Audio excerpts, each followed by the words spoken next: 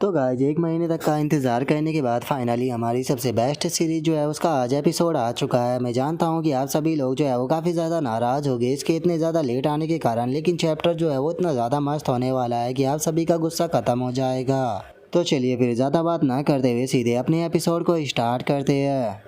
तो जैसा कि हमने लास्ट एपिसोड के अंदर देखा था, लिया जो होता है वो उस बंदे को मार देने के बाद जो वैंक होता है उसे बेच देते हुए बोलता है कि ये रहा डीमन सीलिंग ऑर्डर और उसके सभी पॉइंट जो थे वो भी इसके अंदर ट्रांसफॉर्म हो चुके हैं। जो सुनते के साथ ही जो वैंग होता है वो मुस्कुराते हुए अपने मन में सोचता है कि इसका मतलब यहाँ पर सबसे आसान पॉइंट कमाने का तरीका यह है कि जो दूसरे पार्टिसिपेट करने वाले लोग हैं उन्हें यहाँ पर मार दिया जाए। और अब वैंक के इतना सोचते के साथ ही हमारा व्यू जो होता है वो बाहर आ जाता है, जहाँ पर कि हम देखते हैं कि एक बहुत बड़ी लिस्ट लगी होती है जिसके ऊपर की पार्टिसिपेट करने वाले सभी लोगों के नाम और उनके पॉइंट लिखे होते हैं।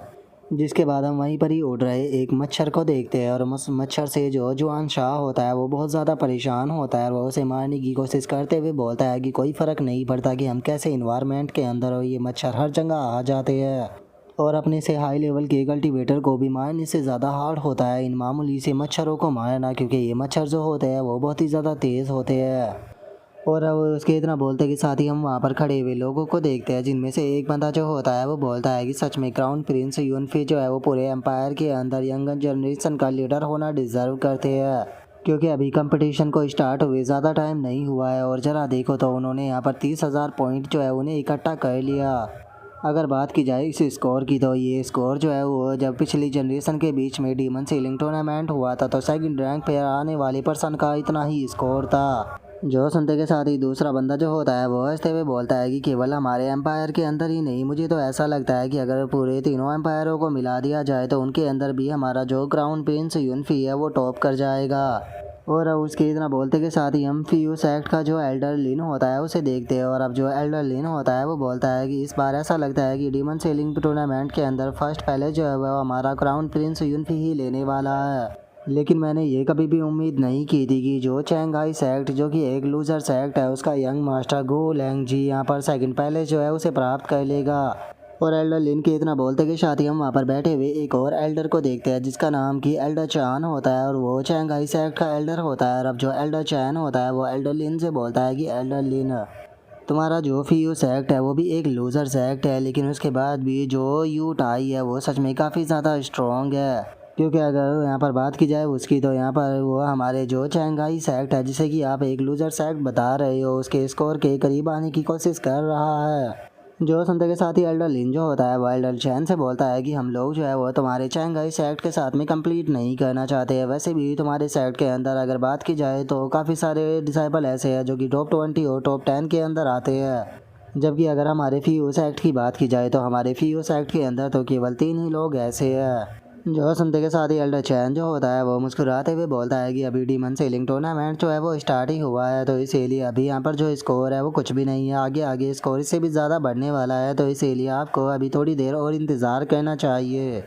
और उसके इतना बोलते के साथ ही जो उसका एक डिसाइपल होता है वो थोड़ा सरप्राइज होते हुए बोलता है कि आखिर ये एकदम से क्या हुआ, जो फैंग मो है वो गायब क्यों हो गया। जो सुनकर एल्डर चैन जो होता है वो उस बंदे के ऊपर गुस्से में चिल्लाते हुए उसे बोलता है कि तुम ये क्या बकवास कर रहे हो, जो भी बोलना है साफ साफ बोलो। जो सुनने के बाद वो बंदा जो होता है वो भी पहले एल्डर चैन से माफ़ी मांगता है। और अब जो एल्डर चैन होता है वो उस रैंकिंग की तरफ देखने लगता है और उस रैंकिंग की तरफ देखते हुए बोलता है कि वो लगता है कि फैंग मो के जो पॉइंट है वो दोबारा से इंक्रीज हो चुके हैं और उसकी जो रैंकिंग है वो दोबारा से चेंज होने वाली है। और इतना बोलकर जैसे ही एल्डर चैन जो होता है वो लिस्ट को ध्यान से देखता है तो वो बहुत ही ज़्यादा शॉक हो जाता है। जिसके बाद अब जो एल्डर चैन होता है वो जनरल ची से बोलता है कि जनरल ली, आखिर यहाँ पर क्या हो रहा है, फैंगमो का नाम जो है वो एकदम से यहाँ पर डीमन सेलिंग लेडर बोर्ड से गायब हो गया, क्या लेडर बोर्ड के अंदर कोई प्रॉब्लम है। जो सुनते के साथ ही जनरल ली जो होता है वो उसे बोलता है कि जो डीमन सीलिंग लेडर बोर्ड है उसे पर्सनली और मेजेस्टी जो के द्वारा क्रिएट किया गया है, तो ये चीज़ पूरी तरह से इम्पॉसिबल है कि इसके अंदर कोई प्रॉब्लम हो। और अगर फैंग मो जो है उसका नाम इस लिस्ट से गायब हो चुका है तो इसका यहाँ पर केवल एक ही कारण है कि जो फैंग मो है उसे किसी के द्वारा मार दिया गया। और अब इस चीज़ को सुनते के साथ ही जो एल्डर चैन होता है वो बहुत ही ज़्यादा शौक हो जाता है और वो शौक होते हुए बोलता है कि क्या फैंग मो को किसी ने मार दिया। और इतना बोलते के साथ ही अब जो एल्डर फैंग मो होता है वो गुस्से से चिल्लाने लगता है और वो चिल्लाते हुए बोलता है कि आखिर किसकी इतनी हिम्मत हो गई कि वो हमारे सेक्ट के यंग मास्टर को मार सके, जिसने भी ये काम किया है मैं उसके पूरे के पूरे सेक्ट को डिस्ट्रॉय कर दूंगा। जो सुनते के साथ ही अब सभी लोग जो होते हैं वो भी आपस में बातें करने लगते हैं और वे आपस में बातें करते हुए बोलते हैं कि आखिर किस पर्सन के अंदर इतनी हिम्मत हो सकती है कि वो चांगहाई सेक्ट के यंग मास्टर को मार सके। लेकिन तभी जो ली टियान सेक्ट की एल्डर होती है वो एल्डर चैन से बोलती है कि एल्डर चैन जरा एक बार डिवाइन इमोर्टल सेक्ट का जो मास्टर है वैंग है उसे देखिए, उसके पॉइंट जो है वो उतने ही बड़े हैं जितने की फैंगमो के पॉइंट थे, तो इसका मतलब उसी ने ही फैंगमो को मारा है। नहीं तो फिर आखिर ऐसा कैसे हो सकता था कि जो फैंगमो है उसका नाम जो है वो यहाँ से डिसअपेयर हो जाए और उसकी नाम की जगह जो ये वैंग है उसका नाम आ जाए। क्योंकि अगर आप लेटर बोर्ड को देखोगे तो वहाँ पर जो वैंग जिसका कि कुछ देर पहले नाम भी नहीं था वो टॉप 20 के अंदर आ चुका है। जो सुनते के साथ ही जो अब एल्डर चैन होता है उसे बहुत ही ज़्यादा गुस्सा आ जाता है और वो डिवाइन इमोर्टल सेक्ट के एल्डरों की तरफ देखकर गुस्से में चिल्लाते हुए बोलता है कि इस वैंग के अंदर तो कुछ ज़्यादा ही हिम्मत है, जो कि उसने हमारे चांगहाई सेक्ट के साथ में पंगा लेने की कोशिश की है, लेकिन चूंकि तुम्हारे सेक्ट मास्टर ने यहाँ पर हमारे सेक्ट के यंग मास्टर को मारा है तो इसीलिए मैं अब तुम सभी को यहाँ पर ख़त्म कर दूंगा। और इतना बोलते के साथ ही अब वो वहाँ पर अपनी स्किल जो होती है उसे परफॉर्म करना शुरू कर देता है और अपने अटैक को बनाते के साथ ही सीधे जो डिवाइन इमोर्टल सेक्ट के एल्डर होते हैं उनकी तरफ शूट कर देता है।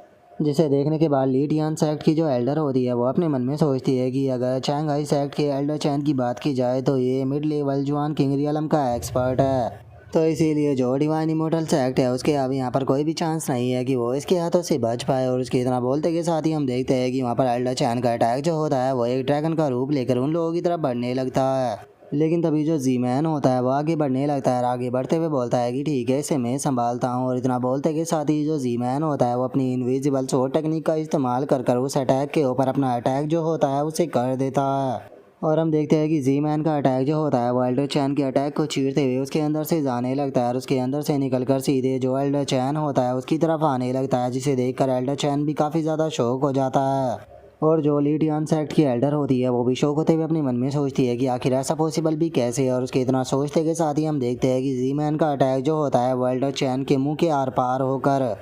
सीधे जो जनरल ली होता है उसकी तरफ जाने लगता है, जिसे देखते के साथ ही अब जो जनरल ली होता है वो उस अटैक को अपनी केवल 2 फिंगरों से ही रोक लेता है। लेकिन जैसे ही वो उस अटैक को रोकता है तो इसे देखकर जनरल ली भी काफ़ी ज़्यादा शौक हो जाता है, क्योंकि उसे पता लगता है कि जो जी मैन था उसने केवल एक मच्छर की मदद से ही इस अटैक को किया था। जिसे देखने के बाद वो अपने मन में सोचता है कि इसने मिड लेवल जुआन किंग के एक्सपर्ट को केवल एक मच्छर की मदद से ही मार दिया। और जनरल ली के इतना सोचते के साथ ही हम देखते हैं कि जो एल्डर चैन होता है वो वहाँ पर मर चुका होता है। जिसे देखते के साथ ही अब जो जनरल होता है वो अपने एक साथी को पास में बुलाता है और उसे बोलता है कि जाओ जल्दी से जाकर जो डिवाइन इमोर्टल सेक्ट है इसके बैकग्राउंड की इन्वेस्टिगेशन करो। जो सुनकर वो भी ओके बोलकर वहाँ से चला जाता है। और अब जो ली टियान सेक्ट की एल्डर होती है वो जी मैन की तरफ देखने लगती है और जी मैन की तरफ देखते हुए शौक होकर अपने मन में सोचती है कि आखिर ये डिवाइन इमोर्टल सेक्ट क्या चीज़ है, क्योंकि इसके अंदर तो एक से बढ़कर एक टेरिफाइंग इंसान मौजूद है। और उसके इतना बोलते कि शादी अब हम झाओ किन को देखते हैं जो कि जी मैन की तरफ ही देख रही होती है। और अब जी मैन की तरफ देखने के बाद वो शौक होते हुए बोलती है कि जो पहले पर्सन था उसने केवल कपड़े की रोप का इस्तेमाल कर एक हाथ को काट दिया था। और वहीं अब अगर इस पर्सन की बात की जाए तो इसने केवल एक मच्छर का इस्तेमाल कर मिड लेवल का जो है एक्सपर्ट था एल्डर चैनू से जान से मार दिया। आखिर ये लोग क्या चीज़ है और आखिर ये लोग चीज़ क्या है। जो सुनते के साथ ही जो किन शांग होता है वो उसे बोलता है कि मैं नहीं जानता हूँ कि जो डिवाइन इमोर्टल सेक्ट है इनके लोग कितने ज़्यादा पावरफुल है, लेकिन हाँ मैं एक चीज़ जानता हूँ कि चाहे कुछ भी क्यों ना हो जाए लेकिन जो मेरा किन पवेलियन है वो कभी भी इमोर्टल डिवाइन सेक्ट के साथ में यहाँ पर दुश्मनी नहीं करेगा, वो हमेशा ही उसका दोस्त बनकर रहेगा। और अब एल्डर किन शैंग के इतना बोलते के साथ ही हमारा आज का एपिसोड जो है वो यहीं पर ही कंप्लीट हो जाता है। तो नेक्स्ट एपिसोड के अंदर देखिए कि आगे क्या होता है। अगर आप लोगों को वीडियो अच्छी लगी हो तो लाइक करना, चैनल को सब्सक्राइब करना। मैं मिलता हूँ नेक्स्ट एपिसोड के अंदर, तब तक के लिए बाय बाय गाइस।